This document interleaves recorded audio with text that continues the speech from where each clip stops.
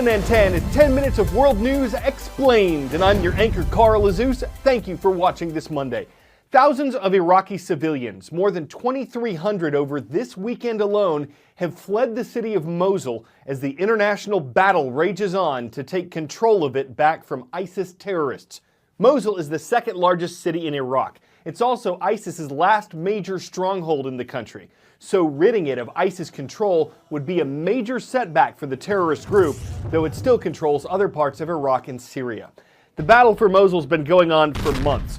Over the past weekend, dozens of ISIS fighters have been killed in the battle, dozens of civilians have lost their lives, and the toll is cultural as well. The United Nations says ISIS has done a lot of damage to Iraq's heritage, destroying religious and archaeological sites, partly because they don't fit with ISIS's interpretation of Islam, partly because the terrorists have made money by selling Iraq's antiquities on the black market. In the spring of 2015, the extremists meticulously documented their destruction of the ruins of the ancient city of Nimrud. Founded in the 13th century BC.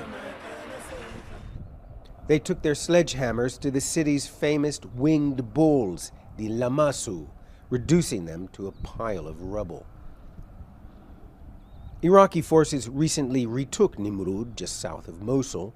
We came to have a look, lone visitors to a lonely hilltop that hasn't seen a tourist in years. The scale of the vandalism that took place here boggles the mind. Only ISIS could turn ruins into ruins.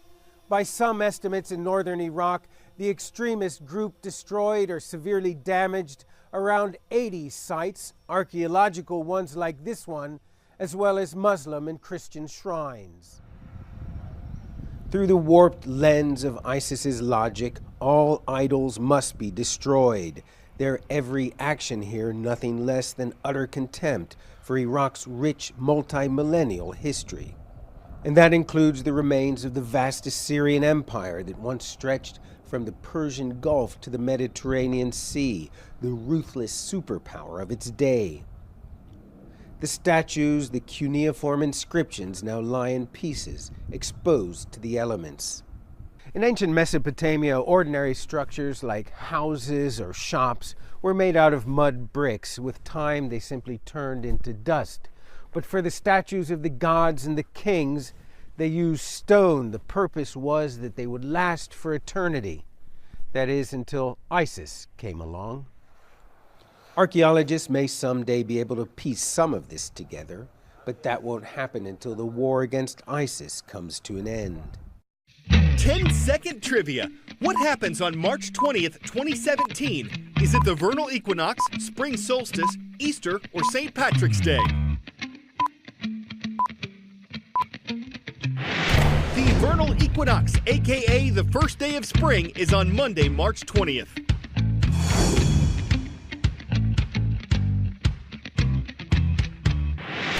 But regardless of what Punxsutawney Phil saw on Groundhog Day, spring has been in the air in western Pennsylvania and states throughout the eastern and southern U.S. They've had warmer than average temperatures so far this year. Though there was some heavy snowfall in the American West and North over the weekend during a cold front that made things feel like they normally do in February, thousands of record high temperatures have been recorded this month, contrasted with a few dozen record lows. And forecasters say this week they expect highs of 15 to 20 degrees above average for the east and southeast. Why? One major factor is probably La Niña. It's a natural climate pattern that brings colder than normal ocean surface temperatures to the Pacific, but it results in warmer than normal temperatures in the American South. Government meteorologists say a relatively weak La Niña event has come and gone, but its impacts could continue through March. Continuing now a sort of spring theme, you might think bees are just smart enough to pollinate, make honey, maybe sting once in a while. New research at London's Queen Mary University suggests otherwise, that they're not only able to learn new tricks, but also improve upon what they've seen other bees do. The insect's task was a sort of bee soccer, something they would not have to do in the wild. If they were able to drag the ball to a goal, they'd get a bit of a sugar water as a reward.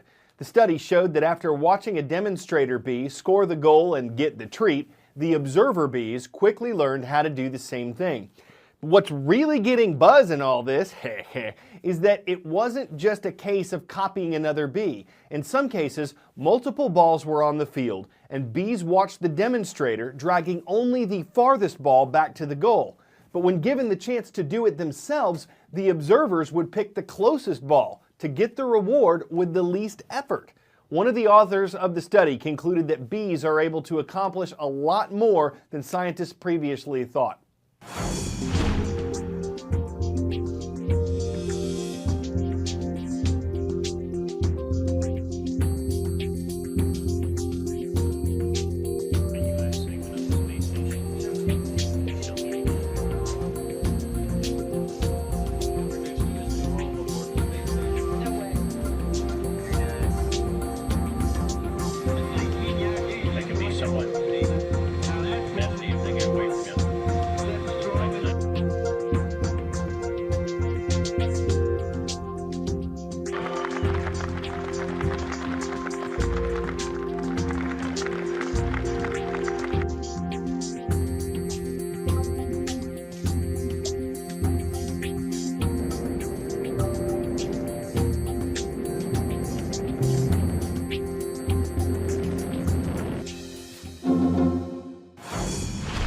One of the twins, Mark Kelly, supports an idea that could lift people into the stratosphere without using a single rocket.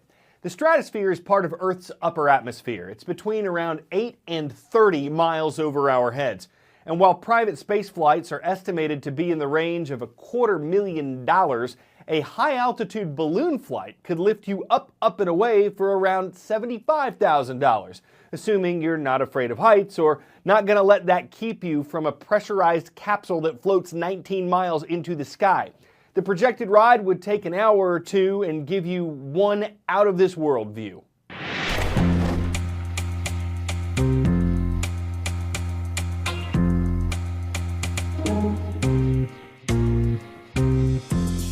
Tell me a little bit more about the decision to use sort of this old technology of balloons. You know, I've always flown on a rocket ship, and I flew fighter airplanes. This is a little bit different.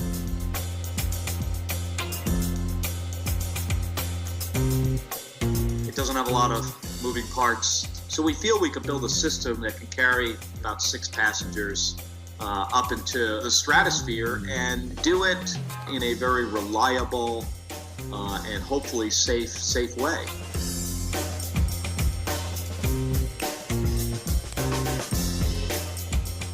We'll be able to do the same thing that a satellite could do, whether it's communications or reconnaissance or as a scientific platform. To launch even the cheapest rockets costs, $10 or $20 million. We do it now at a fraction of the cost of launching in a rocket. When are you guys actually going to be, transporting passengers, paying passengers into the stratosphere? In later part of next year, we could be flying passengers up above 100,000 feet into the stratosphere. When I first got to look at the Earth for the first time as a round ball floating in the blackness of space, it was transformative. I mean, it really changed the way that I thought of the planet.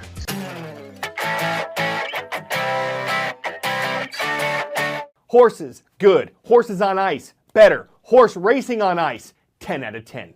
Across the frozen lake in Switzerland's St. Moritz, it's jockeys and horses against the elements in what's known as white turf racing.